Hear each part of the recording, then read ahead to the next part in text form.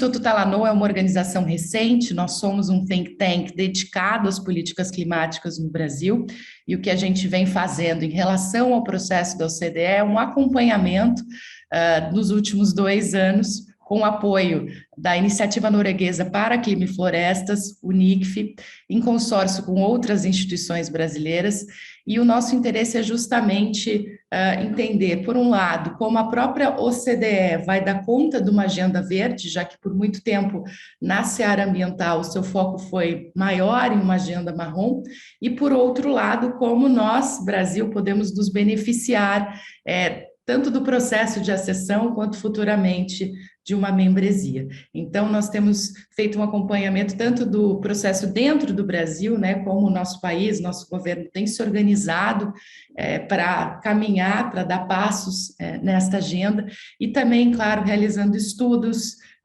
buscando gerar insights em relação a esses eventuais ganhos, por exemplo, de eficiência, de produtividade, tanto na área econômica quanto na ambiental.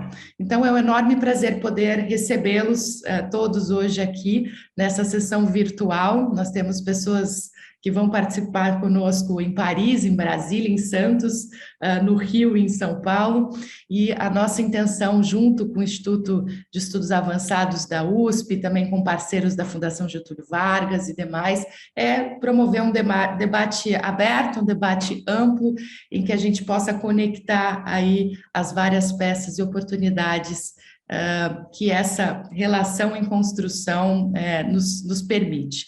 Então, sem mais delongas, eu passo a palavra agora para o professor Alberto Pfeiffer, do IA da USP. Alberto, muito obrigada pela parceria na data de hoje e adoraríamos ouvir as suas palavras antes de dar início, enfim, aos painéis. Muito obrigada. Obrigado, Nathalie. Agradeço a oportunidade a você, em nome de toda a equipe do Instituto Talanoa, especial reconhecimento a Karina Bugarin, pelo empenho na realização deste encontro.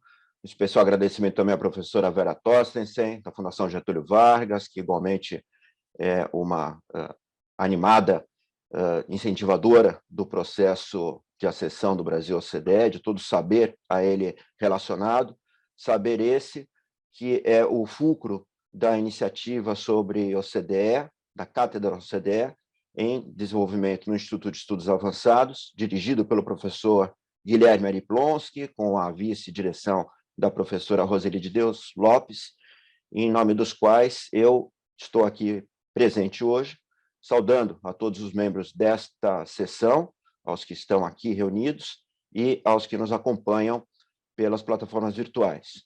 Ao professor, né, ao embaixador Carlos Márcio Cozendey, nosso grande mestre no processo de acessão do Brasil à OCDE, senhor OCDE do Brasil, uma pessoa de trato absolutamente fácil e de simpatia imensa e de capacidade técnica que subsidia toda essa nossa aventura de nos lançarmos no projeto de acessão do Brasil à OCDE.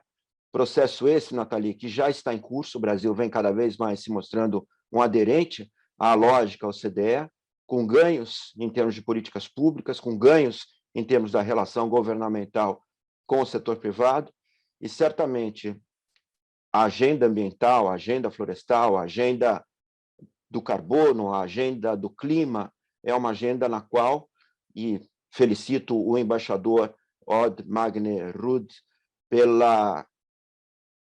pelo interesse nesta agenda e pelo suporte, pelo respaldo que vem dando aos estudos e às atividades nesta particular temática, mas é uma agenda na qual o Brasil tem não só muito a falar, que é o que nós faremos aqui hoje, né, falar sobre o assunto, mas tem muito a fazer, tem muito a demonstrar e tem muito a gerar em termos de valor positivo para o Brasil, para os brasileiros, para a América Latina, acho que é importante frisarmos isso, para os países contíguos, os países que são lindeiros no que tange ao bioma amazônico e aos demais biomas, os países com os quais compartilhamos bacias hidrográficas, e, nesse sentido, gerar valor para o mundo, gerar valor para a própria OCDE, gerar valor para as gerações futuras.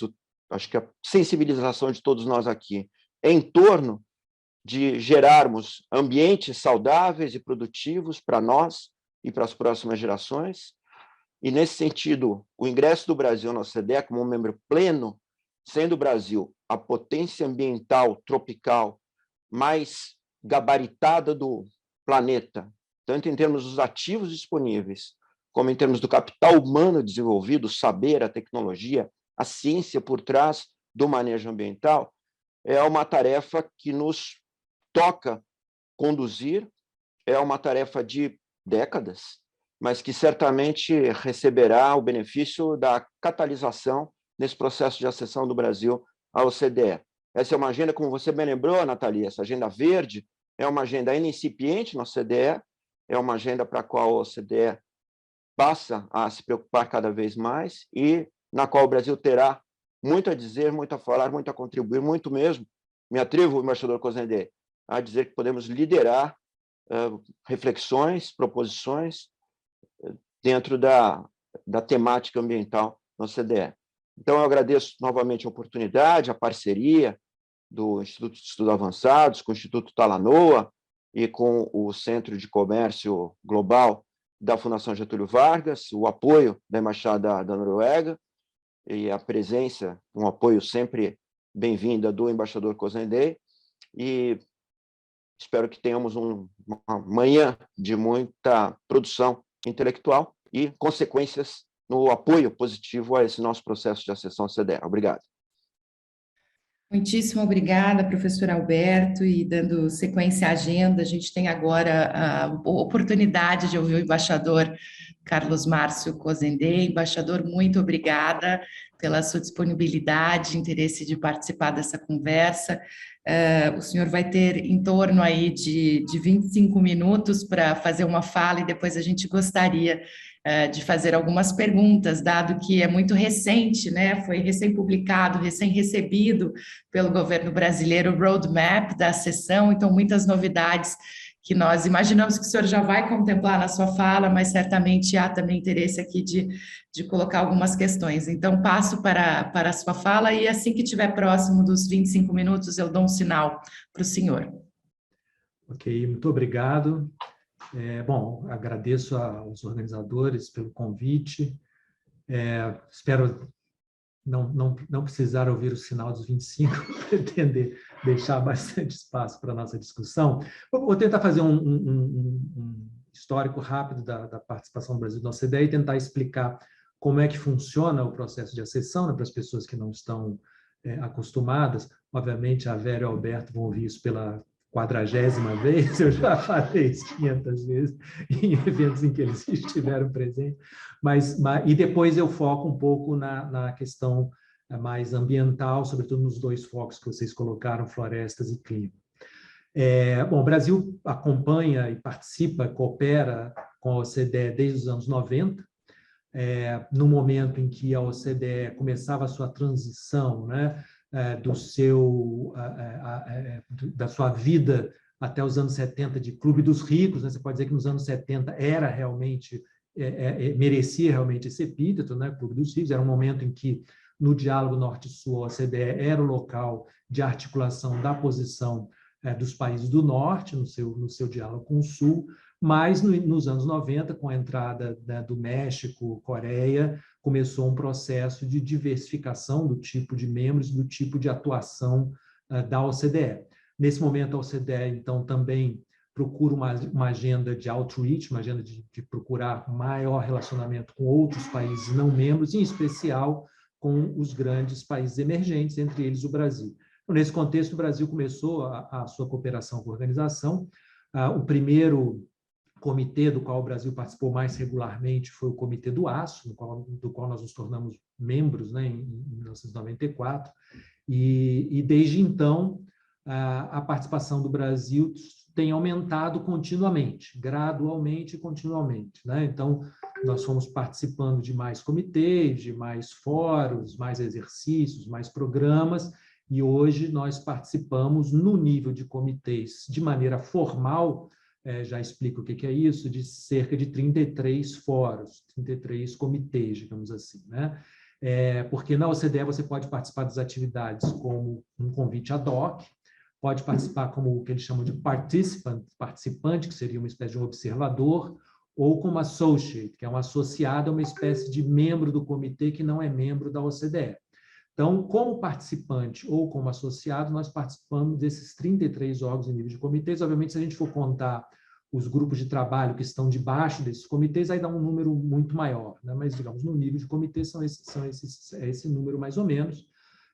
Maior parte nós estamos como participantes, mas em alguns casos como associado, como é o caso do Comitê do Aço, como é o caso do PISA, como é o caso do Comitê de Defesa de Políticas de Concorrência, né? Temos alguns casos em que nós somos membros do fórum, sem ser membros da OCDE. O mesmo desenvolvimento aconteceu em termos de adesão a instrumentos da OCDE. A OCDE ela funciona como um fórum intergovernamental de debate de assuntos nas mais diversas áreas de políticas públicas. Hoje em dia, a gente pode dizer que a OCDE trata de praticamente todas as áreas de política pública, talvez à exceção de defesa. Mesmo assim, se você for falar de indústria de defesa, sempre tem algum tipo de discussão. Então, você tem desde educação, assuntos trabalhistas, economia, governança corporativa, governança pública, então um escopo muito grande de temas, e em cada uma dessas áreas, os peritos, os formuladores de política dessas áreas se reúnem para discutir o que eles têm implementado, quais são as suas políticas, quais são os novos temas, quais são os novos desafios e como tratar desses desafios. A partir dessa discussão, quando são identificados, aí, a agenda é identificada, o secretariado, que é um secretariado robusto, com uma capacidade técnica bastante forte e recursos disponíveis bem significativos, o secretariado, então, começa a fazer estudos sobre aquele assunto, levantar dados, fazer bases de dados sobre aqueles assuntos, sempre dentro da ideia de que as evidências vão ser a base das discussões entre os países com o objetivo de chegar a políticas melhores, né? O lema hoje da OCDE é políticas melhores para vidas melhores, né? Então, a OCDE, com a entrada inicial do México, da Coreia, e depois dos países do leste europeu, ela foi um pouco se transformando aquela coisa do clube dos ricos na definição da ex-presidente Bachelet, quando o Chile entrou, né, num clube de boas práticas, né, ou seja, um grupo de países que está interessado em usar evidências para melhorar as suas políticas. É nessa OCDE que o Brasil quer entrar. É a OCDE que discute como melhorar as suas políticas e quer que o seu processo de acessão seja um processo de melhorar as suas políticas. Então, dentro desse exercício, a OCDE, quando chega a uma conclusão de que as melhores práticas são essa ou aquela, transforma isso numa recomendação ou, dependendo do tipo de questão, numa decisão.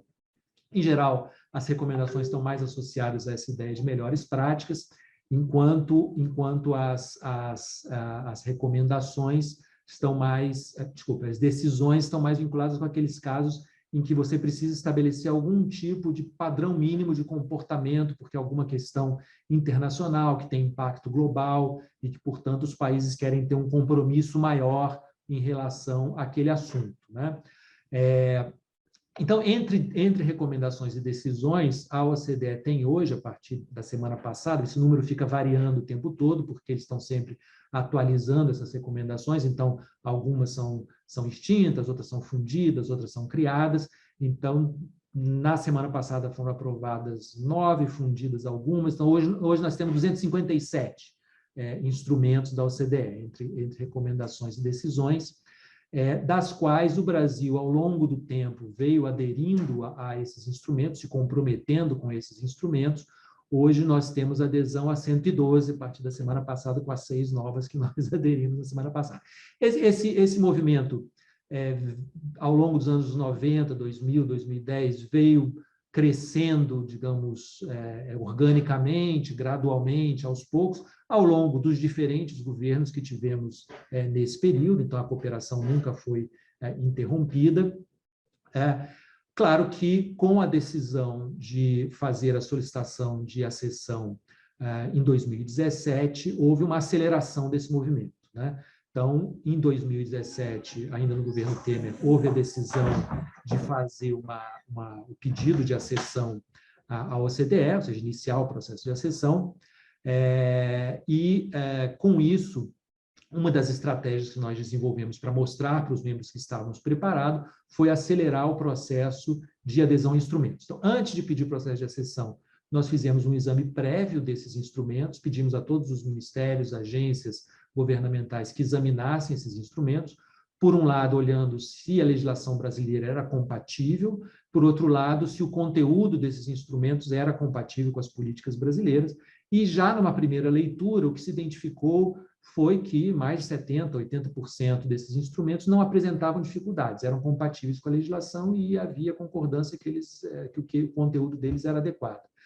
Isso nos deu uma confiança razoável, então, para pedir realmente o processo de acessão, sabendo que o exercício não seria, né, uma coisa complicadíssima, que nós, claro, teríamos que fazer sempre algum ajuste, mas que, em linhas gerais, já éramos bastante convergentes com as recomendações, os princípios da OCDE. Então, logo em seguida, quando ficou claro, eu já volto nesse tema, quando ficou claro que ia demorar um certo tempo para começar o processo realmente, uma das estratégias que nós fizemos, além de aumentar a participação nos comitês, foi começar a pedir a adesão a instrumentos específicos para mostrar que nós tínhamos essa convergência, e por isso houve essa aceleração aí de adesão do Brasil em instrumentos. Hoje, portanto, nós acedemos já a cerca de 40% desses instrumentos. Aceder a esses instrumentos não quer dizer que isso já está resolvido para esses instrumentos, porque nem todos esses pedidos de adesão foram objeto de reviews e de estudos, né? A maior parte são apenas um reconhecimento do compromisso político do Brasil de aderir. Em alguns casos, sim, houve revisões, exames para saber se o Brasil tinha realmente políticas compatíveis, mas na maior parte dos casos não. Portanto, agora, no processo de acessão, esses instrumentos todos vão ser reexaminados. Bom, então, como é que funciona um processo de acessão? Primeiro, os países se apresentam e dizem, bom, sou candidato, gostaria de virar membro da organização.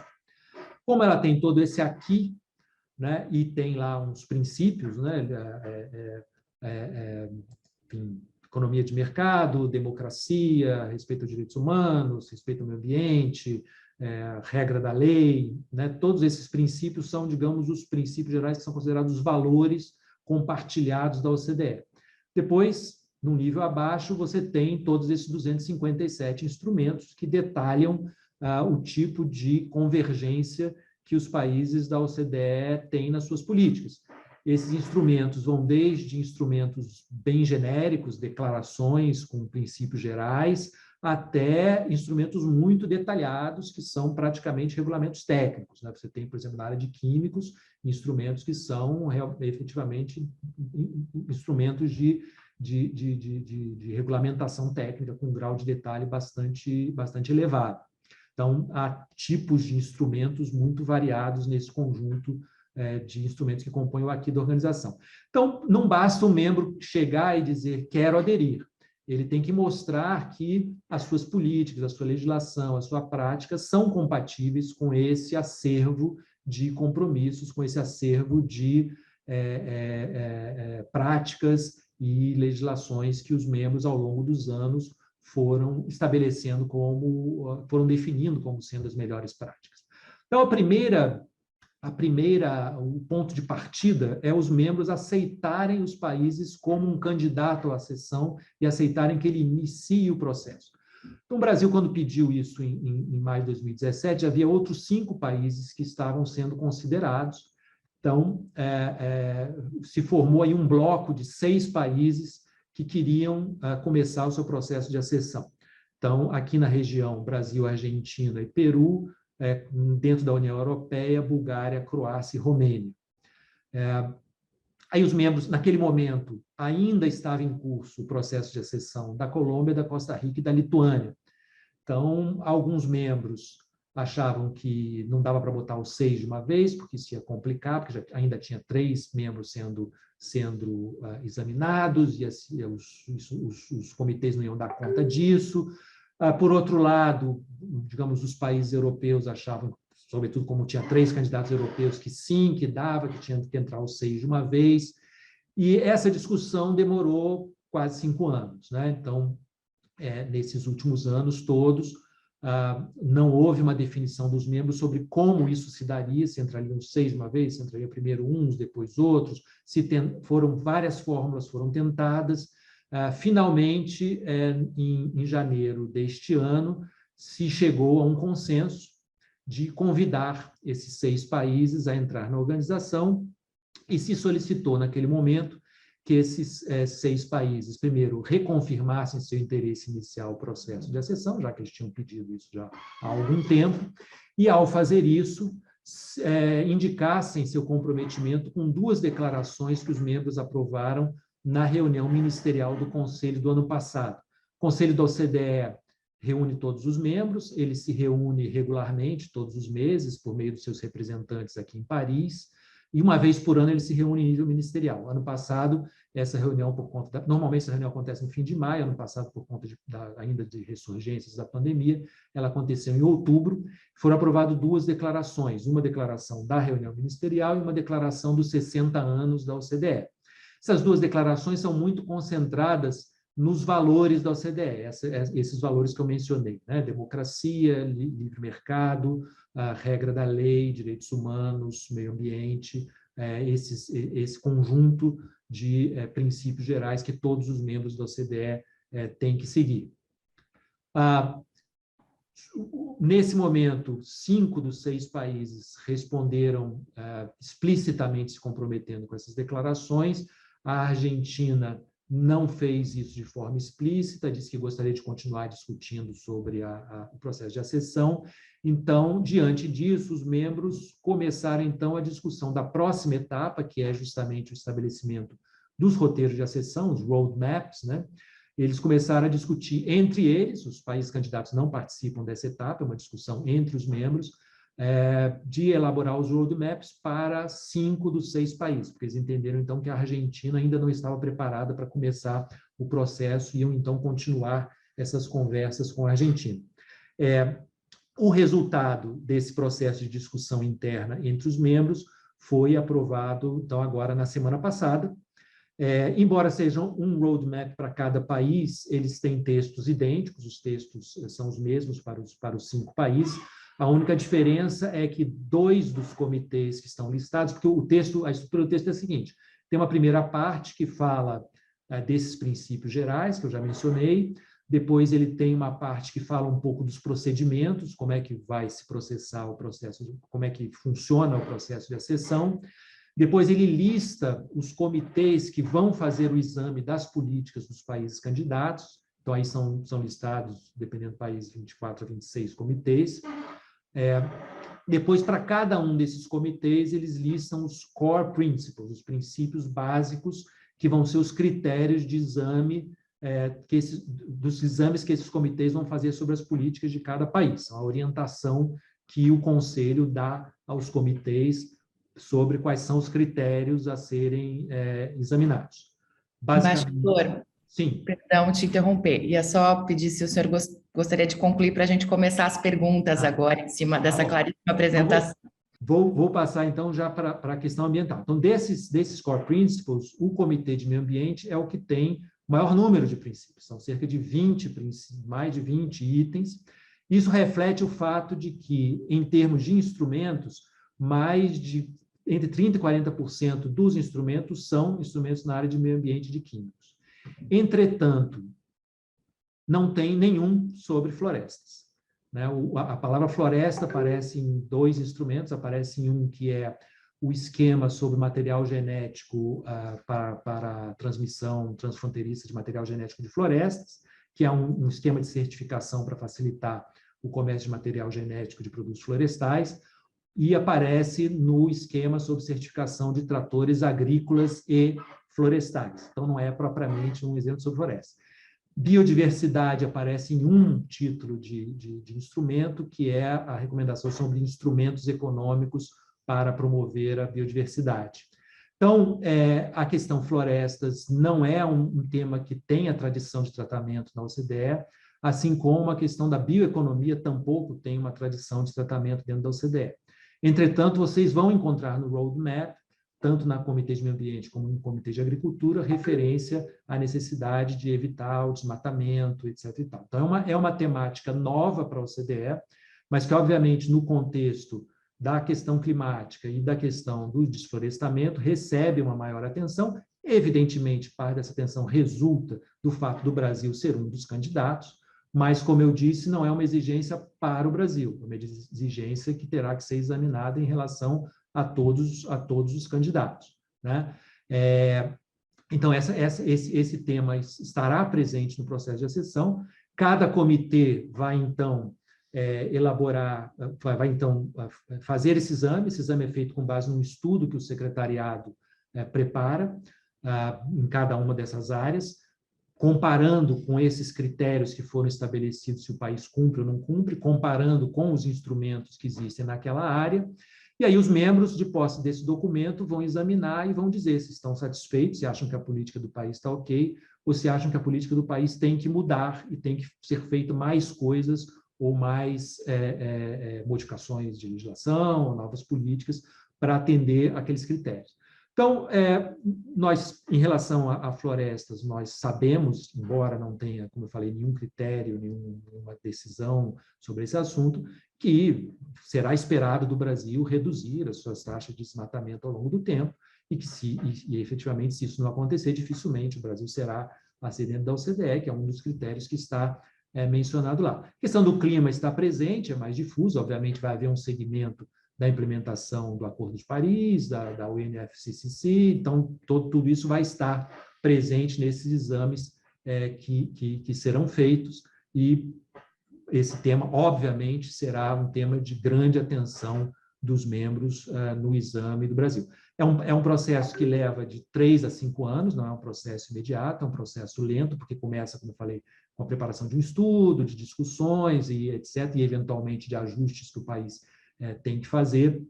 Então, nós estamos aí no início de um processo que nós estamos encarando, como eu falei no início, principalmente como um processo de grande exame, de avaliação das políticas públicas do Brasil e de comparar essas políticas públicas com, digamos, as melhores que existem, de certa maneira, e com um benchmarking com o que a OCDE, ao longo do tempo, foi considerando melhores práticas. Embaixador, muito obrigada, excelente, claríssima apresentação histórica e também do momento que nós estamos. Eu vou abrir para perguntas, na verdade vou começar com uma, depois já convido a professora Vera para entrar, mas eu queria tocar nesses últimos pontos que o senhor trouxe sobre o roadmap recém-entregue, né, a nós. Nos chamou muita atenção que foram inseridas policy areas, que até onde consta não haviam em mapas anteriores. E eu gostaria de perguntar como o senhor entende que essas áreas vão ser consideradas pelos comitês, principalmente porque ali, por exemplo, como Policy Area, meio ambiente, biodiversidade e mudança do clima, né, com alguns chamados bastante interessantes para nós que atuamos nessa área, uma convocação explícita, né, de implementação real, por exemplo, do Acordo de Paris e das metas de redução total das emissões líquidas até 2050. Então, quais desafios e oportunidades o senhor prevê para o Brasil em relação a essas policy areas? Veja, a característica de ter essas policy areas no documento resulta um pouco da maneira como ele é feito, né? Assim, os core principles são discutidos basicamente nos comitês, então é uma coisa bottom-up, né? De baixo para cima. Essa primeira parte é discutida no Conselho da OCDE, então é discutida um pouco de cima para baixo. Então, o Conselho achou interessante fazer uma espécie de grande resumo das principais áreas de políticas que deveriam ser olhadas nesse processo. Mas, a rigor, esses mesmos elementos que você mencionou na Policy Area aí de meio ambiente estão contemplados também nos Core Principles do Comitê de Meio Ambiente, e é por onde o exame vai começar. Mas o fato de você ter essa dupla presença dessas menções indica, obviamente, que esses vão ser temas de grande atenção e de acompanhamento por parte dos membros. O processo de acessão é um processo de negociação estranho para o negociador que está acostumado com me dá isso que eu te dou isso, né? No caso, não tem o me dá isso, só tem o te dou isso. Mas esse te dou isso, em teoria, é uma coisa para o seu benefício. Você estará aperfeiçoando as suas políticas, em teoria. Quando você achar que não é, você vai discutir com os membros. Olha, isso aqui não faz sentido, tem que fazer de outra maneira, tem que fazer dessa maneira. Mas o que o exercício de acessão é, digamos, uma grande pressão para você melhorar, para você ter políticas melhores, e nessas áreas não será diferente, vai ser seguido com grande atenção a implementação pelo Brasil da Convenção de Paris, da Convenção de Biodiversidade e de outras áreas também. Nesse exercício, onde houver recomendações, decisões da OCDE, elas vão ser usadas como parâmetro, onde não houver, vai haver uma comparação com a política que os outros países da OCDE conduzem nessas áreas. E aí, infelizmente, a gente sabe que na área do clima e da Convenção de Paris, todo mundo tem os seus problemas, né? Então, a gente, ao longo do tempo, vai ter que equilibrar essa discussão.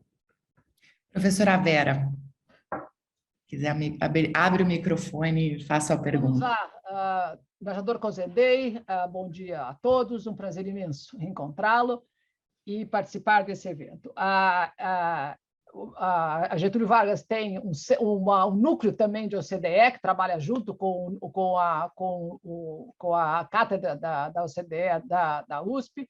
É um prazer, então, juntar esforços acadêmicos, né, para trabalhar nessa área. Embaixador, o senhor falou a frase que eu queria ouvir. A negociação na OCDE é muito diferente, por exemplo, daquela que a gente está habituada na OMC, que toma lá da cá e da tarifa, pega setor, troca setor, etc. Como é que é o processo agora da OCDE? O Brasil começa a apresentar documentos, papéis, como é que funciona? O comitê vai levantando perguntas, o secretariado vai fazendo. A minha preocupação, e quando eu for apresentar a minha parte, eu vou mostrar que são os famosos indicadores, né, da OCDE. E aquilo me assusta. Mas, então, eu gostaria de saber um pouquinho como é que é o processo agora, a partir da semana que vem, vamos dizer assim. Obrigada. Então, a próxima etapa é a apresentação pelos países candidatos do que eles chamam de memorando inicial. O memorando inicial é um documento no qual o país vai, para cada instrumento, para cada recomendação, para cada decisão, a gente vai dizer, olha, esse instrumento aqui eu já cumpro porque eu tenho a lei tal, a portaria tal, a política X, o Ministério Y, tem esse programa aqui e tal, e vou então tentar explicar e convencer os membros de uma maneira abreviada, né, que eu já cumpro aquele instrumento. Se eu achar que eu não cumpro, eu vou dizer, olha, eu cumpro parcialmente, mas eu ainda teria que fazer isso aqui, então me proponho a mudar uma lei, eu me proponho a fazer uma portaria, eu me proponho a fazer um novo programa, isso aqui já está meio implementado, mas eu tenho que criar um relatório. Então, eu vou explicar o que eu pretendo fazer para cumprir aquilo que eu não cumpro. Então, ou eu digo que eu já cumpro e tento explicar por quê, ou eu digo o que eu vou fazer ainda para conseguir cumprir aquilo e ficar convergente com a OCDE. Isso eu tenho que fazer não aos 257, porque nos 257 tem alguns instrumentos que não se aplicam a todos os membros da OCDE, então esses não estão incluídos. Então o Brasil vai ter que se pronunciar em cerca de 220 e poucos, agora semana passada deve ter aumentado um pouco o número, mas é basicamente dessa ordem de número de instrumentos. Então a Casa Civil está coordenando esse exercício com todos os ministérios, com todas as agências, já começou o exercício, para fazer essa avaliação. É um pouco aquela avaliação que nós fizemos em 2017 de maneira preliminar, agora será feita de uma maneira um pouco mais aprofundada. Depois que os membros receberem o memorando inicial, aí, então, a parte de cada comitê vai ser passada para o comitê respectivo, o secretariado vai trabalhar com o comitê para definir como vão ser as metodologias de exame, se vai examinar direto no comitê, se vai passar para os grupos de trabalho, se vai ter um grupo de trabalho específico, se vai ter um relator, etc. E aí o secretariado vai fazer esses estudos, avaliando os accession reviews, avaliando se o país já cumpre o que está lá nos princípios, né, que foram aprovados no roadmap, e como ele cumpre o que está previsto nas recomendações. Então, ele vai pegar aquilo que a gente falou que cumpre e vai dar a sua opinião, né, ou seja, se concorda com a gente ou não quando a gente fala o que cumpre. Os membros, com esse material, a nossa opinião, a opinião do secretariado, vão olhar, vão avaliar, vão discutir isso no comitê. Se eles acharem que tem que modificar, está faltando isso, está faltando aquilo, eles vão dizer, olha, tem que mudar isso aqui, tem que mudar aquilo e tal. E aí esse é o exercício real da negociação, né? Você dizer, estou de acordo, vou fazer, ou não estou de acordo, veja bem, é isso, aquilo, até que haja um entendimento comum do que tem que ser feito e que isso seja feito, né? No passado, houve muitos casos de deixar, digamos, de post-accession, né? Deixar coisas para ser feitas depois da sessão. Conforme vai passando o número de acessões, eles vão querendo reduzir isso, né? Querendo que você assegure que tudo isso seja feito antes da conclusão do processo, por isso que demora esse tempo todo, 3 a 5 anos. Embaixador, temos algumas perguntas do público aqui, eu vou fazer algumas para o senhor. A primeira é a seguinte: no final de junho, nós teremos a reunião ministerial do Fórum da OCDE da América Latina. Acredita que sairemos com novas declarações relacionadas a mudanças climáticas e sustentabilidade, dada a presença desses temas no roadmap? Essa reunião é uma reunião... Enfim, a OCDE tem alguns exercícios de outreach, né, para divulgar os seus trabalhos, para levar em conta o que outros países que não são membros acham dos assuntos. Então, um desses programas é o Programa para a América Latina e o Caribe. Esse programa, nos últimos 3 anos, foi co-presidido pelo Brasil e pelo México, né? Eu dividia com a embaixadora mexicana aqui a condução desse processo. E esse programa, anualmente, faz uma reunião ministerial, de alto nível, né? O programa tem 3 pilares: tem o pilar de inclusão, o pilar de governança e o pilar de produtividade. Cada ano, um desses pilares é focado. Então, nós tivemos, durante a pandemia, 2 dessas reuniões por maneira basicamente virtual, né? Uma sobre inclusão, presidida pela República Dominicana, e uma sobre governança por El Salvador, no fim do ano passado. E agora teremos essa em Brasília, que vai ser sobre produtividade. Para o próximo ciclo, existe a ideia de introduzir de maneira mais clara um pilar, também uma dimensão de meio ambiente. Claro que ela já estava presente antes, mas acabou ficando meio secundária na discussão. Então, a ideia é dar mais destaque para a dimensão ambiental do desenvolvimento sustentável, mas de uma maneira articulada com as outras dimensões também.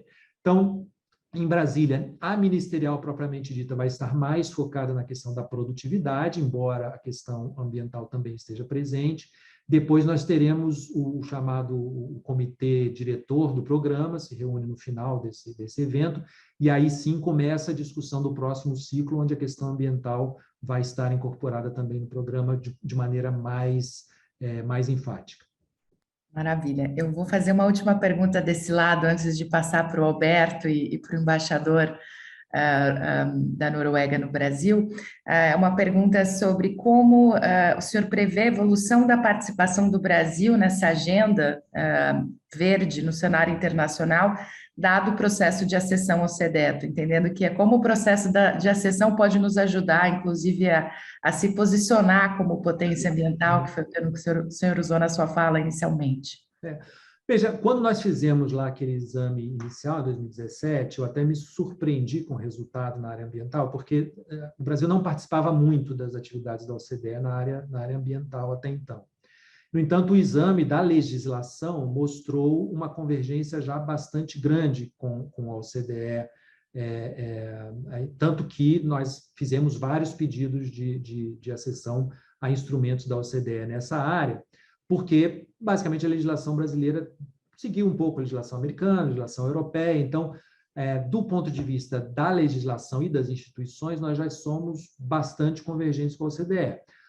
Nós fizemos um Environmental Performance Review em 2015, fizemos 2 anos atrás um novo exame das principais recomendações, da implementação das principais recomendações. Então, nós temos um pouco mapeado para as principais recomendações o que está faltando, né? Então, assim, em relação ao conjunto dessas áreas que são objetos de recomendação da OCDE, nós temos um mapeamento razoável do que precisará ser feito em termos de implementação, mesmo quando a legislação já está mais ou menos alinhada, né? Na área que nós não temos recomendações, que é, por exemplo, a área de florestas, essa é uma discussão que nós vamos ter com os membros, né? Obviamente, eu suponho, como todo mundo supõe, que um dos objetivos é reduzir o desmatamento ao longo do tempo. Então, sem dúvida, o processo de acessão vai ser também nessa área, assim como em outras áreas, uma oportunidade para melhorar as políticas e melhorar a sua implementação. Maravilha, eu passo a palavra para o professor Alberto. Eu não sei se você ainda tem perguntas ou o próprio embaixador para o nosso embaixador Cozendey, que ainda está conosco. Fica franqueada a palavra e já passo o microfone depois para o Alberto conduzir a próxima sessão. Obrigado, Nathalie. É difícil fazer uma pergunta só para o embaixador Cozendey, que domina com tanta propriedade o tema da OCDE e do processo de acessão do Brasil a esta organização plurilateral.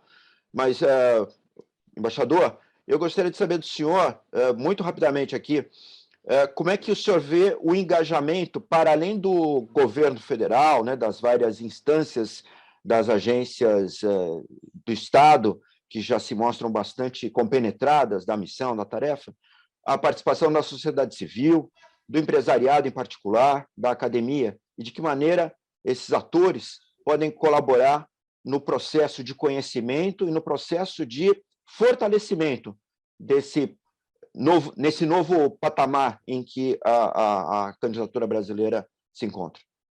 Veja, acho que tem uma discussão interna importante de preparação, né? Como eu falei, quando a gente tiver que enfim, caminhar na direção da implementação da convergência, vai ser muitas vezes necessário ir ao Congresso, vai ser necessário implementar políticas, e esse é o espaço onde, naturalmente, sociedade civil, setor privado vão participar.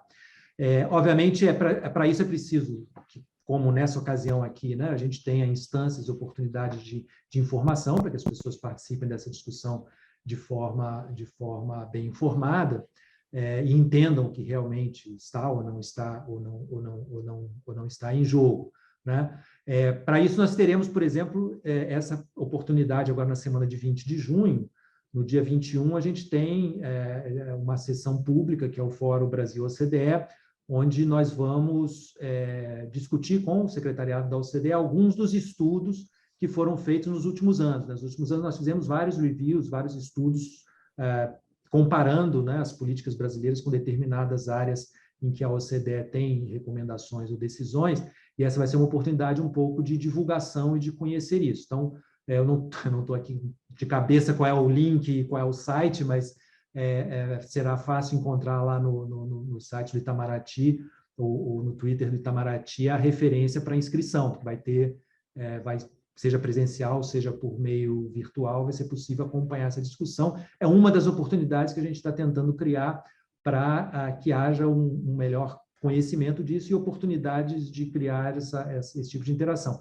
Nós aqui da delegação, obviamente, estamos sempre abertos ao diálogo com qualquer dessas organizações, sociedade civil, setor privado, etc., ao longo de todo o processo.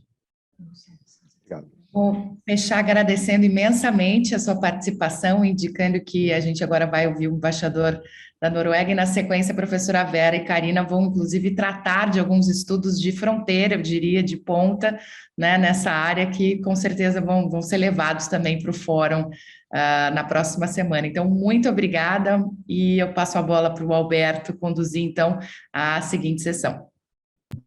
Obrigado, Nathalie. Mais uma vez agradecendo o embaixador Cozendey. Não sei se ele permanecerá conosco, será sempre um grande prazer tê-lo aqui. Mas passemos, então, agora à fala do embaixador da Noruega no Brasil, o embaixador Odd Magne Ruud, que é diplomata de carreira e tem uma carreira diplomática focada no tema do meio ambiente.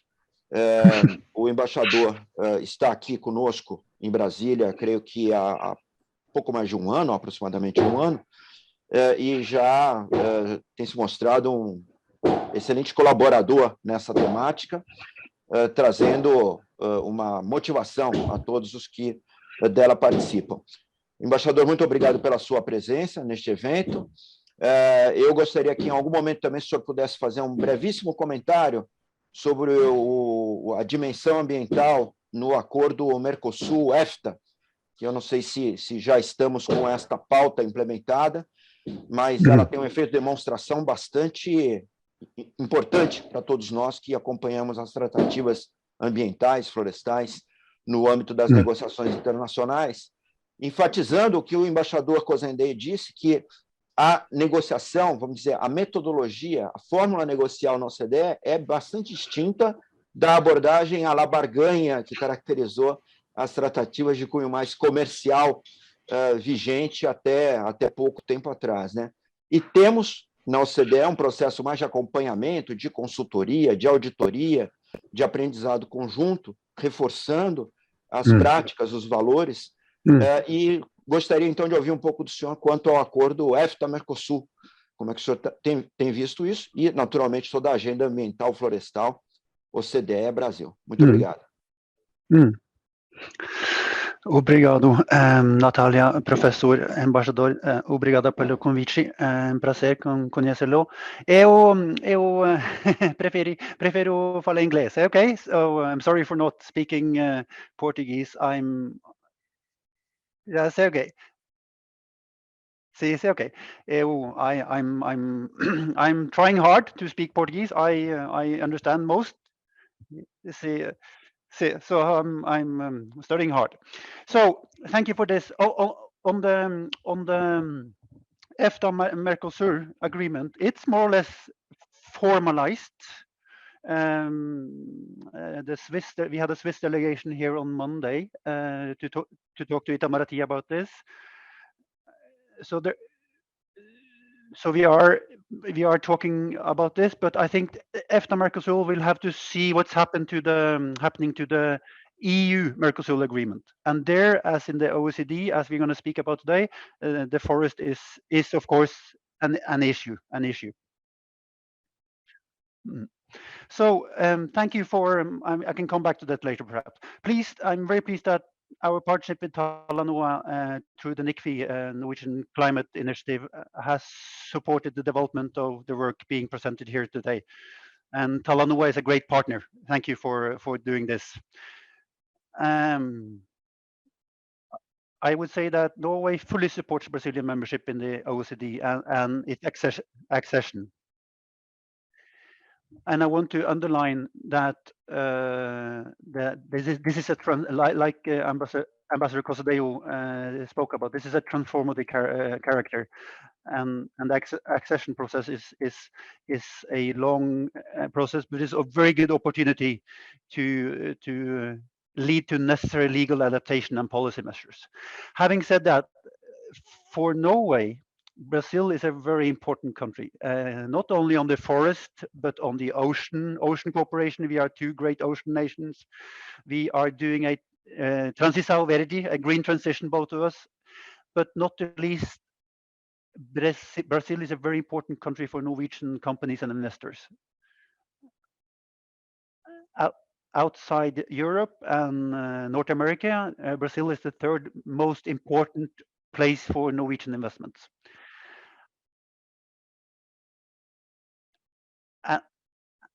And when we talk to them, they say they will either increase or maintain investments in the future. So they believe in Brazil. But they also say this is a complicated country, tax, different laws. So we need a tax reform in Brazil and a less complicated system for investments. But we are very, very much looking forward to it. And I would also say that for the world, for OECD, for Brazil, and like many of you have talked about, the region, a OECD membership for Brazil is very, very important. To include this great country, this large country, the large economy into the OECD is good for us all. Yeah, so that's a very important process, and we're looking forward to do this together with Brazil. I was also pleased, like Natalie said, to receive the roadmap. I browsed through it. It gives a very good, let's say, up to minute by minute, how this is going to work, and important that Brazil will follow this. And Norway will work for and through a thorough and transparent process based on the shared values, visions, and priorities of the OECD. And like you have said, all of you, the standards, the best policies, the best practices is important. And we expect that Brazil will have a full compliance with these requirements. Hope and expect.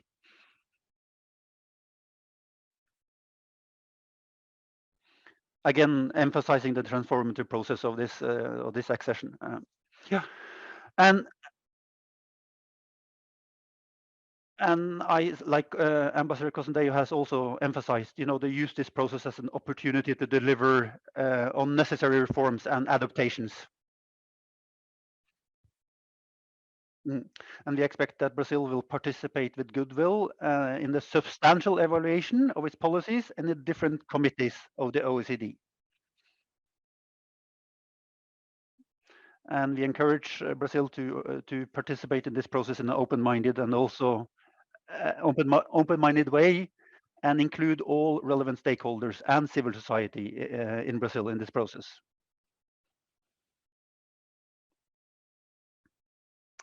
If I come back to the EU Mercosur and the EFTA Mercosur, the one difficult point is the deforestation issue, and on these issues we are concerned, and we see increasing numbers. Last year's numbers on deforestation was worst, I would say, since 2006. So we see, unfortunately, increasing numbers of deforestation. At the same time, Brazil in Glasgow pushed forward their aim to end deforestation by 2028, and had a very good goals in Glasgow. And if my UK colleague had not been ill and could participate, he would have talked much about the Glasgow commitments and the importance to implement them. So the deforestation is one issue I would like highlight here. And as Ambassador Cossendejo said, I think it will be hard to become a member of OECD if they don't decrease.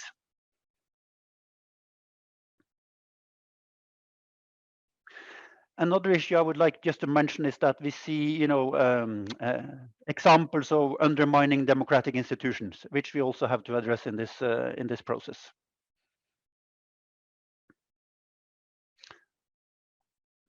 And the third point I would highlight is the inclusion of civil society in this process.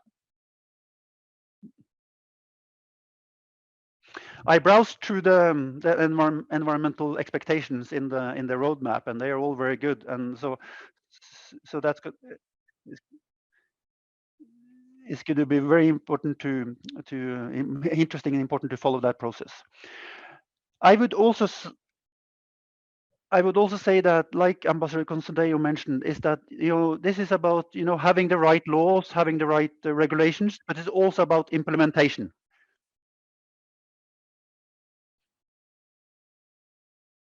So perhaps one point I would then mention is that we see on deforestation, especially, impunity on environmental crime in Brazil.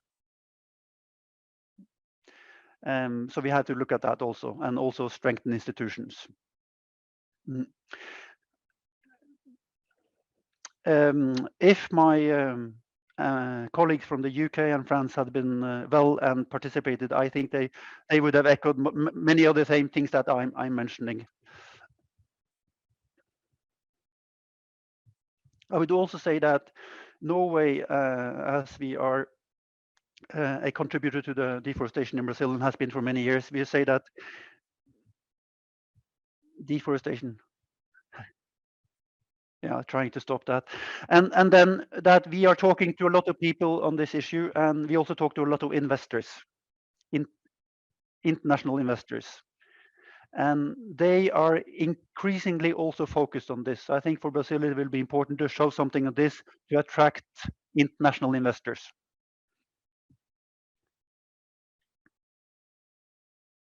And this issue is they are ready. International investors. We see that in the LEAF initiative, which Norway, UK, and the US is working on. Yeah, a LEAF initiative, and that they are willing and hoping to put a lot of private money into deforestation issues, and also invest in countries that show progress on this issue. So I think I'll end by that and just say thank you for the invitation. Thank you for this important.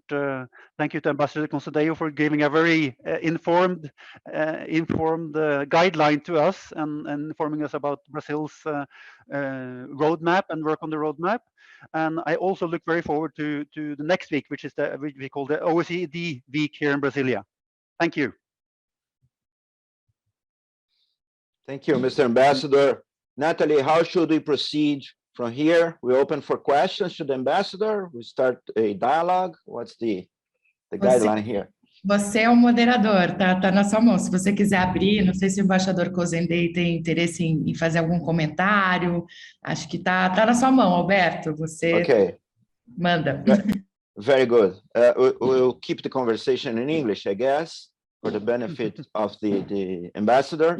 I don't know if you have questions from the audience directed to him, but Ambassador Cozendei, if you want to comment to some of the topics that the Ambassador Ruud just shared with us, please feel free. Yeah, I think he touched all the main issues that we are going to deal with. I mean, those are the issues which are in the roadmap in any case. I think that in the environmental area, as I mentioned in my presentation, we understand that forest is going to be an important issue, but again, it has not. The OECD doesn't have a tradition on that. So the OECD will have to learn about it. Will have to decide what they are interested in, and from our perspective, we want to bring into the OECD a positive perspective in forests. I think there are a number of discussions where the OECD could help Brazil, for instance, in bioeconomy, because we are more and more convinced that a way of keeping the forest where it is to find economic activities that benefit from having a forest. And this is something that everybody can agree, but then when you go to the specificities of that and the real policies that allow for that, it's very difficult and very complicated, starting from sharing of benefits and all those other issues. So I think that there's a lot of space in the OECD to discuss those issues where they have not. We are really trying, in parallel to the accession process, also into the regular activities of the OECD, be an active participant in creating this discussion, including in the Latin American program, because of course this is an issue which is of interest to a number of Latin American countries, and where I think the expertise of the OECD in helping to design governmental programs could help us to advance in that direction. Very good, very good. Natalie, can I offer a question or a comment to the ambassador? Okay, very good. So, Mr. Ambassador, thank you very much for your comments. Some topics that I would like to learn from you in terms of what we in Brazil could do and what Norway has been doing in terms of both environmental policy and forest management, and in terms of one issue that you highlighted, democratic institutions. And I particularly would like to see the evidence of that from you in terms of the weakening that you feel in Brazil and how that might alter the disposition of our partners towards the OECD accession. But in terms of the environmental issue, as you highlighted, Norway is both a forest and an oceanic fishery country, power, I could say, but has managed its forests and its ocean resources for a long time. How do you tackle this issue of foresting, reforesting, managing forests, and how those experience could be shared with Brazil in light of this environment that the OECD provides of partnering, sharing experiences, best practices. We would like to learn from you. So what's and besides Norway, Norwegian investments have been in the forest industry in Brazil for a long time with Aracruz and the royal family, incidentally, from the Kingdom of Norway, being around for a long time and doing some operations, very strong operations in southern Bahia and Minas Gerais. So what can we learn from you in terms of reforesting and keeping up with the forest resource that we already have? Thank you, Professor. No, just to address Ambassador Cosendeo's point about bioeconomy, I think this is a very important point, and also we are ready to, and through the Amazon Fund, we have provided a lot of fund for what we call sustainable economy in the Amazon. So we call it bioeconomy today, but we have done this for many years from the Norwegian side also. But I think that's a crucial issue, how to sustain an economy in the Amazon, in the legal Amazon, with the forest standing. I think that's important, and we all have to contribute to that. I think investors, like I mentioned, could be very well, we have to use them, but then we have to also show them that we are letting the forest stand. And when it comes to your question, Professor, I would say that Aracruz, with the royal family being involved in Aracruz, and they were in Norway accused of deforestation, right? When they built up Aracruz. So while he said that they are doing this in a sustainable manner, so that was a discussion in Norway, and I still in contact with the family, and they are still talking about that. So they think that the turnaround of a eucalyptus plant is 7 years, while in Norway we are talking about 50 when it comes to the pulp, the paper industry, right? So the turnaround here with Aracruz was, he showed the world that it's possible to do it in a much quicker way, 7 years when you replant, and then the turnaround of the value chain. So it's much quicker here in Brazil, and I guess he revolutionized the paper industry by Aracruz. In Norway, Norway is like Brazil. We have a lot of forest, and we also have a lot of mountains. It's not as important, of course, as the Amazon for the kind of global climate, but the taiga, the pine forest from the coast of Norway all the way across to the Pacific coast is a very, very important forest as well to keep standing, and not as big in the uptake of CO2 as Amazon, of course, but important for us. So 96% of Norway is either forest or mountains, and we do a lot of reforestation today. So we are able today to have a sustainable practice. So there is no kind of and we keep that in a balanced way in the forest. The forest logging has been an important part of Norwegian economy for hundreds of years. Before oil and gas, there was logging and fisheries. We did.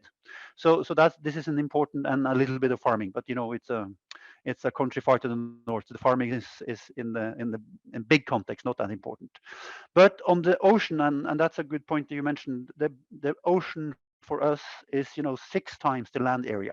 The ocean area of Norway is 6 times the land area. So how you manage also the ocean and the mangrove, the forest, and is also a big part of this issue. So I'm talking a lot about the ocean partnership with Brazil, because we are both big ocean nations, and our prime minister has this high-level panel on sustainable ocean economy, which I have also invited. We have also invited Brazil to become a member in that panel, which I think would be important for us. So that's kind of a short version on that, but I think the bioeconomy issue is very important, and we have to look at that in a sustainable way. Thank you. Very good. Thank you, Mr. Ambassador. I think Natalie has a question, right? I do. Thank you. I just wanted to pick up something that Ambassador mentioned, which were Brazil's announcements at COP26 in Glasgow, particularly the one that we will end deforestation by 2028. We know that the global declaration mentioned 2030, and the current government said, no, we're going to do it even earlier than that. So just to be clear in here, Mr. Ambassador, on this expectations in relation to this, are you expecting, I know the OECD process will be much broader and involve a lot of other parties, but Is it your expectation that these announcements, particularly this one, will be adopted as a norm or as legislation here? So what exactly would you expect from Brazil in that regard? I certainly hope so, and we need to hope. We must hope that Brazil will fulfill these goals and which they promised at Glasgow. I think it's very important, not just for Brazil, but for the whole climate issue. You know, the Amazon is the most important issue when it comes to uptake of CO2 of all the big forests around the world. So Amazon is a very important part. But the problem, of course, is that we saw last year at the same time with the commitments at Glasgow, we saw higher number than for many years, since 2006, I think. So that's kind of contrary to what they promised. But we are talking to Brazil on this. You know, in the context of the Amazon Fund, we have a good discussion. We are in dialogue with the Vice President Office on the Amazon Fund. It's still frozen, but you know, we have a good dialogue, I think. But we are of course hopeful that also this process would lead to Brazil lead to Brazil transforming their economy and transforming their laws and implementing good laws which are already there, and look at this. So this, I think, all these, both the EFTA, Mercosur, the EU Mercosur, the OECD accession, and all these big processes, investors being very interested in kind of green solutions, all this goes in one direction globally. So I think I'm hopeful, but we need to see a little bit of political commitment from Brazil also. Thank you. Very good, Mr. Ambassador. Thank you so much for your presentation and your comments. Thank you, Ambassador Khosandei, for your comments as well. I think we now should turn to the next session, right, Natalie, with Professor Vera Torstensen and Karina Bugarin presenting their great jobs on this issue. Thank you. Thank you. Thank you. Obrigado.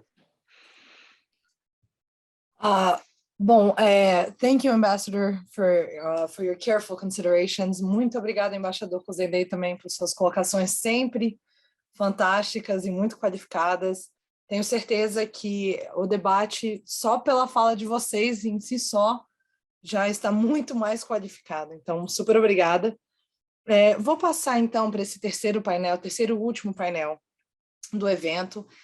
Vou começar diretamente passando a professora a palavra à ilustre professora Vera, que entende tudo do assunto e que nos ensina diariamente, não só com seu rigor acadêmico, mas com todos os passos que ela propõe seguir para que a gente, de fato, possa promover uma agenda verde, uma agenda relacionada a desenvolvimento sustentável de forma muito séria. Professora. Vamos lá. Embaixador Khosandei, eu prometo que essa apresentação o senhor não viu antes, mas, de qualquer forma, depois eu posso mandar. Se vocês permitirem, eu partilho com vocês a apresentação. Vamos ver se o host me deixa partilhar, senão eu vou falando direto. Tá? Por enquanto, o host ainda não me habilitou. Tá? Eu tenho lindos gráficos, mas vamos lá. Host, ainda não? Ainda não. Eu vou falando. Acho que foi, veja. Foi. Vamos lá. 2. Veja lá se vocês estão vendo? Estamos vendo, professor. Prazer mostrar meus 500 gráficos para o embaixador Khosandei. Se ele tiver que fugir, não se preocupe, eu mando para Paris. Ou dou agora em Brasília. Vamos lá. Meio ambiente, hoje, já está permeando toda a nossa vida. E, claro, como eu sou da área de comércio, eu vou justamente mostrar como, né, o comércio acaba sendo refletido.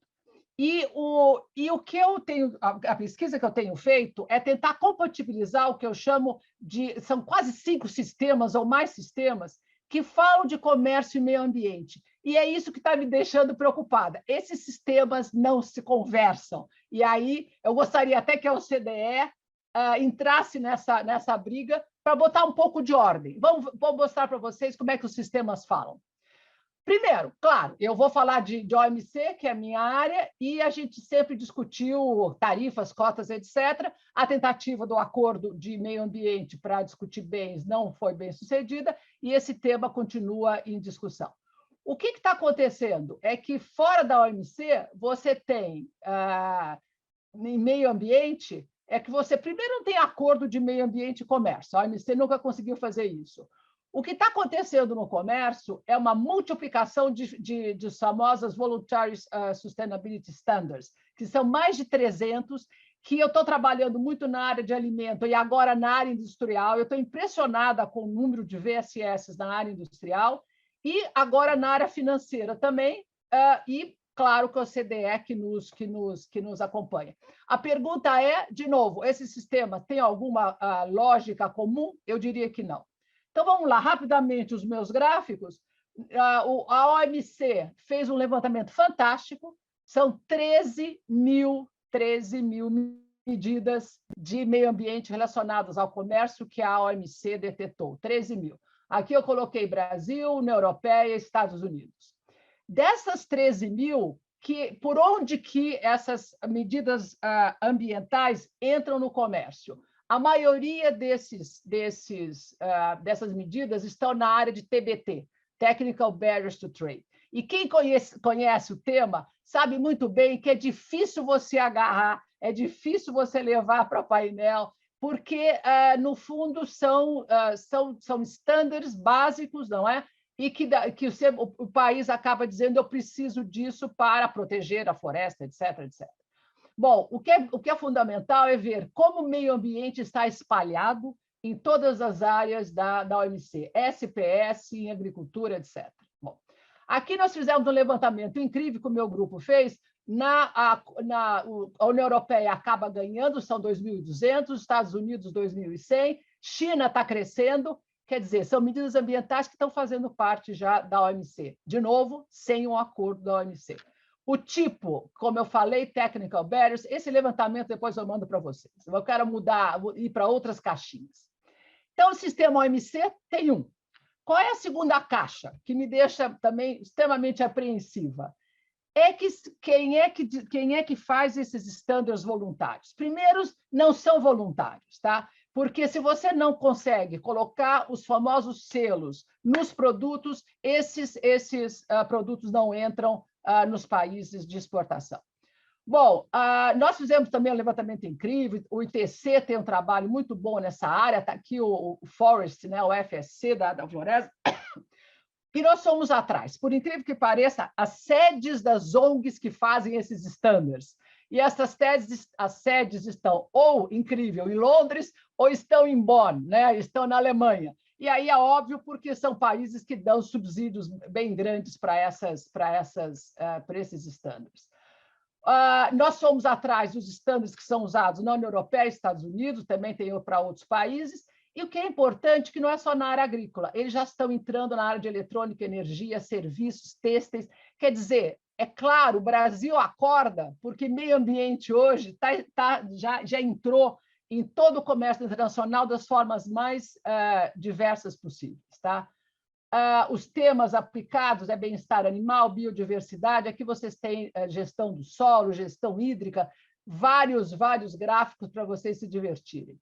Estados Unidos e União Europeia também, quais são as áreas dos Estados Unidos, né? Em que áreas estão agricultura, têxteis, alimentos, e também quais são o que está por trás, o uso de substâncias químicas, gestão de resíduos, etc. O que é interessante é que o perfil dos Estados Unidos e da Europa são completamente diferentes, tá? Quer dizer, confusão. Quais são os desafios? Como eu falei, as normas voluntárias de sustentabilidade são privadas ou públicas, ninguém sabe. Eu, quando estava no tempo de Genebra, tentei levar isso para um painel, porque pelo artigo 13 e tal, o Estado é responsável por essas ONGs, enfim, não andou para frente, mas a coisa continua cada vez mais importante. De novo, não são privados também, os estándares privados, você não pode levar no OMC porque não é estândar privado, mas não é verdade, há envolvimento dos governos para esses estándares. Tá? E a grande questão é se o Brasil deve seguir esses estándares ou deve criar os estándares próprios. outros. Tá? Bom, terceira caixinha, OCDE, pronto. E aí nós fizemos um levantamento incrível do que a OCDE anda fazendo em relação a clima, a meio ambiente, etc., e a famosa métrica da OCDE. Nós paramos em 200, porque fazendo levantamentos de como a OCDE trabalha e faz, vamos dizer assim, o acompanhamento dos países. Na OMC, que são tratados, né, você é questionado nos comitês e pode virar num painel ou não. Na OCDE, eu sempre gosto de dizer que não tem dentes da OMC, mas tem uma caixa de marimbondos que você mexe e que aparecem vários indicadores que são cobrados dos países. E como via peer review, que né, nos grandes trabalhos que o secretariado da OCDE faz, onde o país é comparado com os outros países. Então, a famosa média da OCDE. Então, o comércio e meio ambiente da OCDE, a gente tentou dissecar tudo o que está acontecendo, quais são as áreas, como é que eles trabalham, os famosos indicadores, que são essas métricas. E aí eu mostro muito rápido para o Brasil ter ideia do que ele vai ter que acompanhar. E aí são mais de 50 indicadores de emissões de gases, etc. Aqui não tem Brasil ainda. Tá? E são gráficos famosos que mostram para cada uma das atividades como é que estão a emissão de gases. E o que eu descobri, repara, olha a quantidade de temas. Resultado, para fossil fuel, partículas, emissões de oxigênio, e eu descobri, como bem falou o embaixador Cozendei, para a área de floresta são muito poucos. Vejam um gráfico importante, o consumo material doméstico, né, dos países, qual é as famosas pegadas, todas essas pegadas. E olha lá, pronto, olha só o que eu achei de floresta, a perda de floresta, né, da vegetação natural ou não, a intensidade do uso de florestas e a área protegida, né, comparando os países. Tá?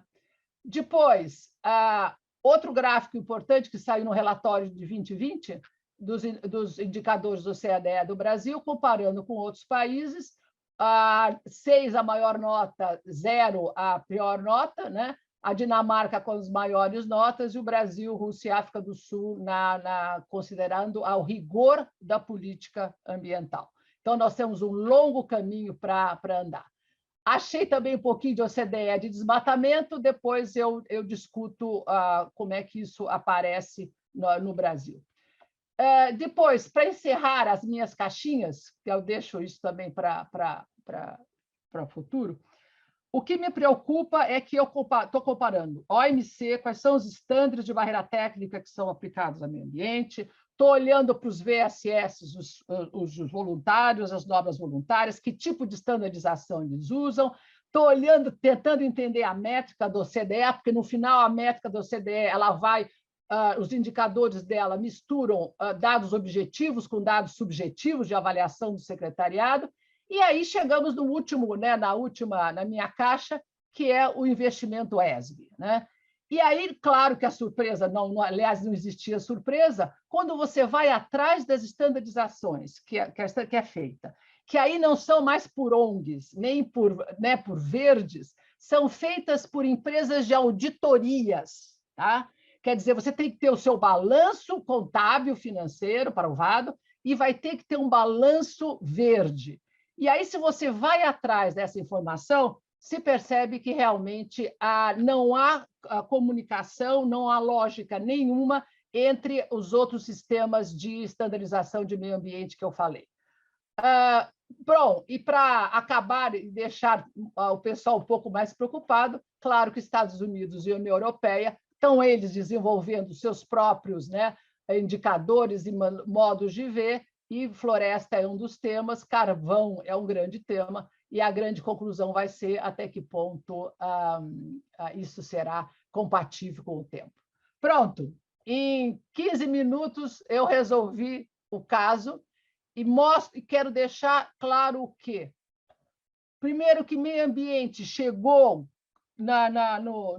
vai entrar no Brasil de uma forma brutal, ou seja, todos os produtos, se o Brasil quer exportar, então meio ambiente vai ter que ser trabalhada, isso sim, toda uma política de introduzir o tema meio ambiente na política de exportação. É isso que eu quero falar.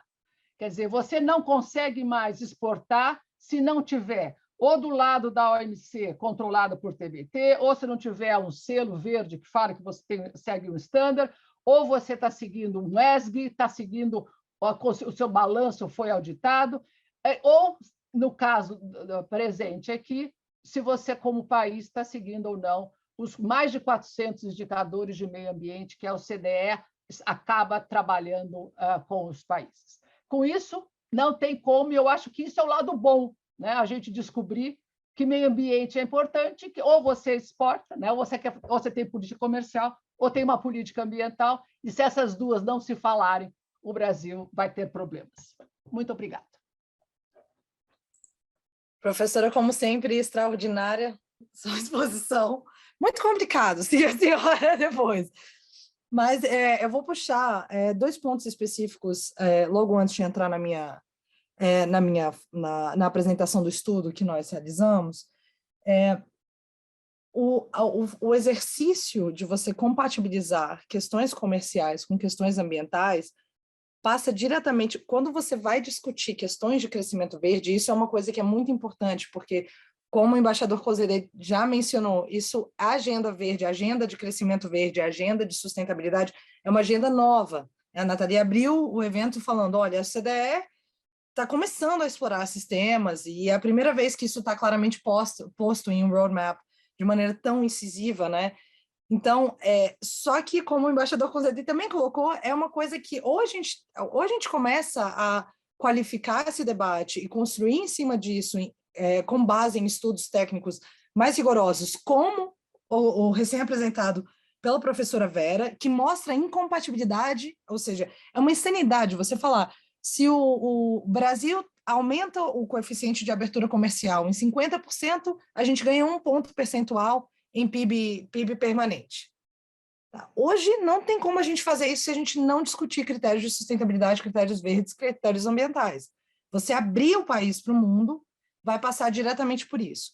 E nesse espírito, um dos pontos que a gente traz nesse relatório, que eu vou apresentar agora, é que o exercício de abrir o país gera ganhos de produtividade. E esses ganhos de produtividade ocorrem não somente no final, ou seja, uma vez o Brasil já membro pleno da OCDE, mas ao longo do processo, que é a evidência que a gente conseguiu acumular relacionada a outros países recentes, que recentemente passaram processos de acessão, é que o ganho de produtividade ocorre ao longo do próprio processo. Em grande parte, a nossa hipótese é que o principal mecanismo de transmissão para esse ganho de produtividade ocorre nesses peer reviews, ocorre no momento em que você aumenta a transparência e você consegue criar formas claras de compatibilizar instrumentos, tá? Que promovem ganhos econômicos e ambientais. Então, passando só rapidamente aqui, eu vou passar esses primeiros slides, eu vou passar um pouco mais rápido, porque o embaixador Cosere já colocou muito claramente, e a apresentação dele foi completamente brilhante e muito clara, então não preciso entrar muito nesses detalhes do que aconteceu recentemente com relação ao processo de acessão do Brasil à OCDE, né? E os próximos passos. Eu vou entrar diretamente agora na parte dos resultados, a metodologia que a gente adotou e dos resultados. A primeira coisa... Oi. Consegue projetar em tela cheia, senão fica aparecendo o contorno? Eu projetei em tela cheia. Para mim está em tela cheia, para vocês não tá. Não, tudo bem, então segue, sem problemas. Deixa eu ver se eu pauso e... Botar o slide. Eu não estava em tela cheia. Não tem problema, a gente está conseguindo ver. Foi para a tela cheia agora ou não? Foi para análise de eficiência, estamos vendo. Provavelmente o que você está vendo. Não vai ficar em tela cheia, porque eu não sei por que não está indo, mas eu estou apertando aqui para a tela cheia e não está chegando a vocês. Mas o que a gente fez? A gente olhou para uma aproximação que a gente chama de Data Envelopment Analysis, que é uma aproximação não paramétrica, que olha, basicamente, você tem um conjunto de insumos e um conjunto de produtos.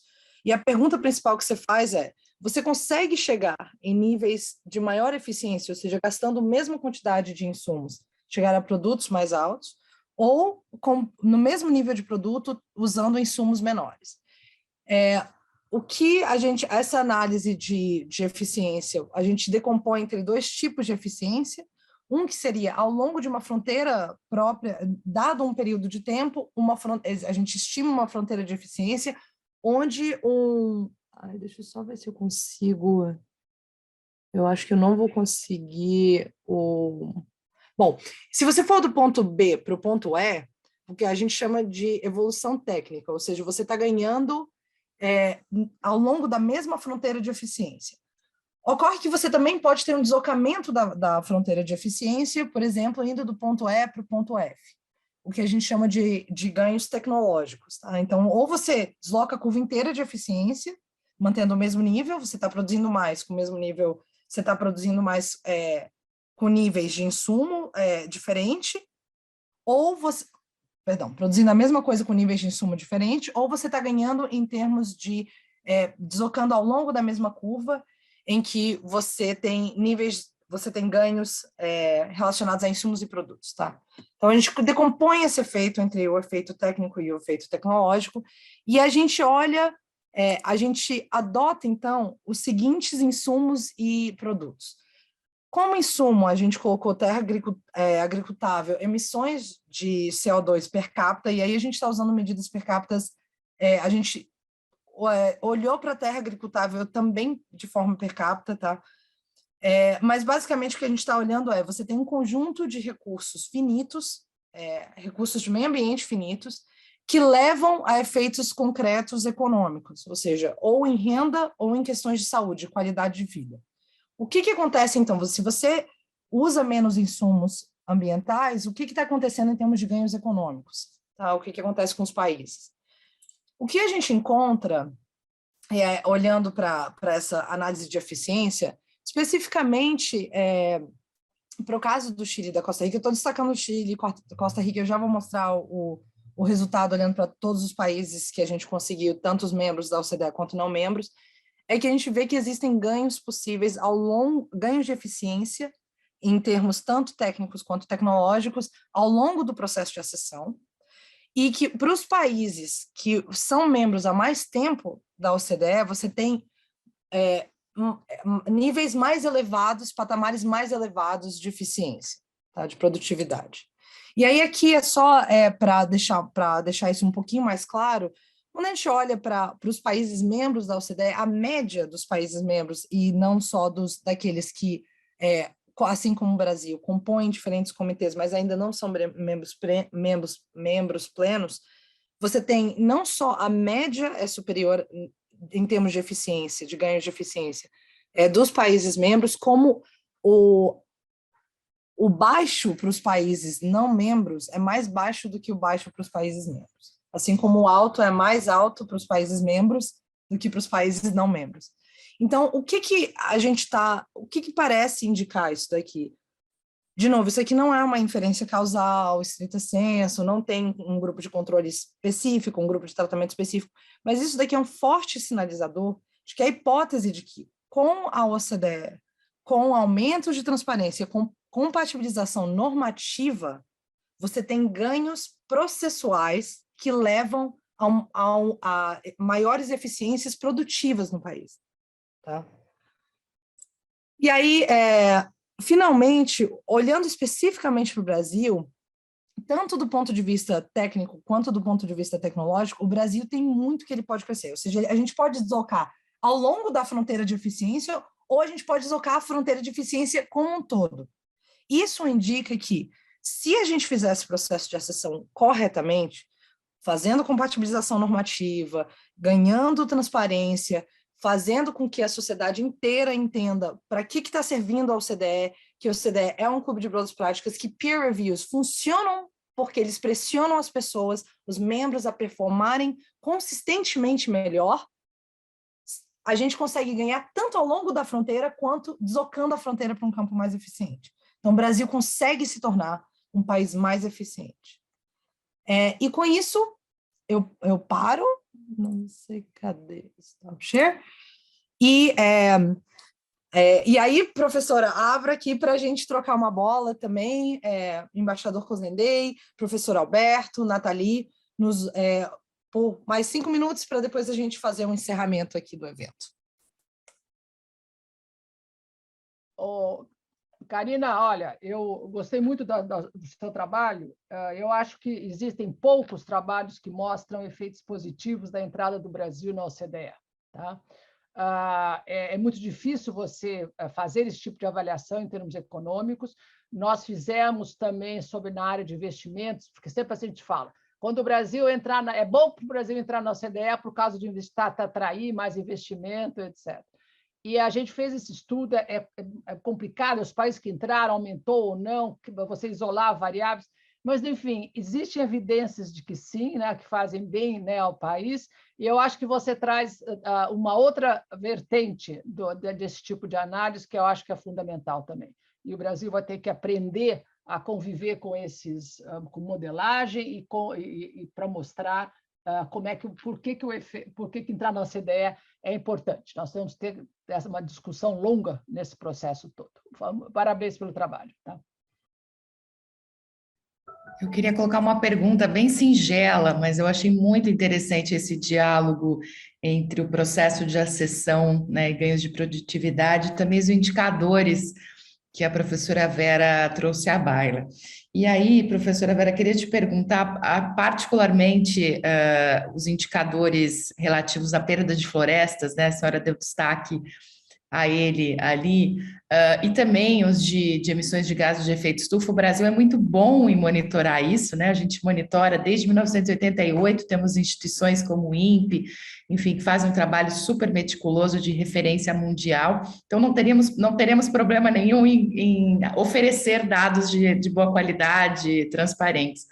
Mas eu queria entender um pouco como esse conjunto amplo de indicadores ambientais que a senhora mencionou, e particularmente esses, eles devem ser levados em consideração na sessão, se é que vão, né, ser levados em consideração. Então, gostaria de perguntar isso para a senhora e, claro, estender, de repente, o embaixador Cozendei até já tem uma resposta na ponta da língua para isso, mas fica aqui a minha primeira pergunta singela para a senhora. Veja, Nathalie, por incrível que pareça, a OCDE tem um banco de dados, de estatísticas, que é uma festa para o pesquisador, é uma festa, tá?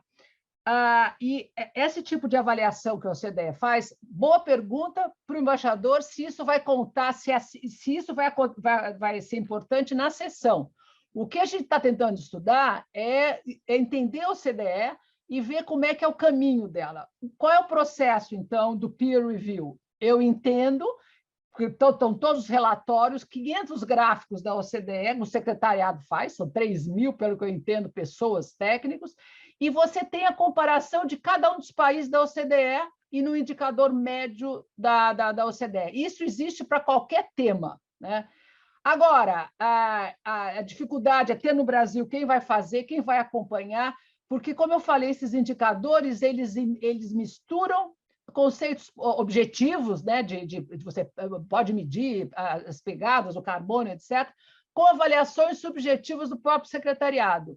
Isto em economia é uma famosa análise multifatorial, etc. e tal, mas é difícil e é novo. Então, você acho que tem que criar um grupo, Alberto, um grupo grande para poder acompanhar e entender a famosa métrica da OCDE. Eu gostaria muito de ver o que o embaixador tem a falar. Por enquanto, a gente está estudando a OCDE pelo lado de fora. Exatamente. Não por dentro, como ele está. Pelo lado de fora, a gente tem essa visão. Professor Alberto, você se importa se eu passar ao embaixador Cozendei, ou você também tem uma pergunta que vincula? Não, vai. Só complementando, e aí para aproveitamento pleno do embaixador Cozendei, o que nós estamos tratando aqui é um tema da biologia, da natureza, florestas, clima, manejo dos recursos naturais renováveis, agricultura, fixação de carbono, como bem lembrou o embaixador Woods, a lógica, o funcionamento da natureza, da bioeconomia, no clima temperado, a floresta de taiga é diferente da floresta amazônica, a agricultura com neve é diferente da agricultura do cerrado. Então, embaixador Cozendei, complementando os quesitos objetivos e subjetivos que a professora Vera bem relembrou quanto às métricas e a sua aferição, qual é o contributo que o Brasil pode e deve dar no desenvolvimento dessa ciência, desse saber biológico, ambiental, florestal, ecossistêmico, sustentabilidade, biodiversidade, e como nós podemos nos capacitar aqui para influenciarmos a adoção das melhores métricas voltadas à lógica tropical, à lógica do mundo em aquecimento, do mundo que tende a se tornar cada vez mais tropicalizado, cada vez mais aquecido. Então, esse era o complemento. Obrigado. Ótimo, professor. Então, embaixador, só amarrando, acho que tudo só lembrando que, né, a OCDE é uma organização de desenvolvimento econômico. E como a professora Vera bem colocou, e a gente também enfatizou no nosso estudo, falar sobre desenvolvimento econômico sem falar sobre questões de sustentabilidade, meio ambiente e agenda verde, no mundo que nós vivemos hoje, me parece um pouco uma insanidade. Então, como que o senhor vê isso, esse processo inteiro? Acho que devolver essa bola, né, do que a Nathalie falou sobre os indicadores, do que o professor colocou sobre esse vínculo do que é o sustentável verde com o econômico, e quaisquer outras considerações que o senhor quiser fazer, por favor. Bom, sobre os indicadores, né? Como a Vera falou, a OCDE trabalha com evidências, então o tempo todo está, né, benchmarking, né, comparando os países segundo diferentes métricas que são encontradas. Essas métricas às vezes variam com o tipo de estudo específico que está sendo feito naquele momento.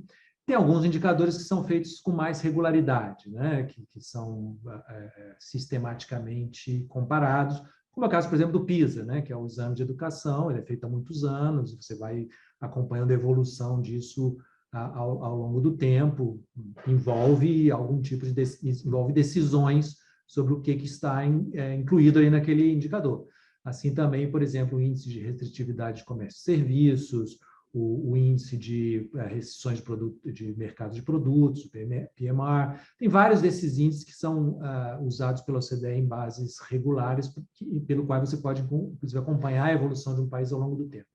Em termos de processo de acessão, isso vai servir para dar um quadro do que é o país. Então, se você pegar a área de meio ambiente, a OCDE tem uma publicação, assim como ela tem outras áreas, que é o Environment at a Glance.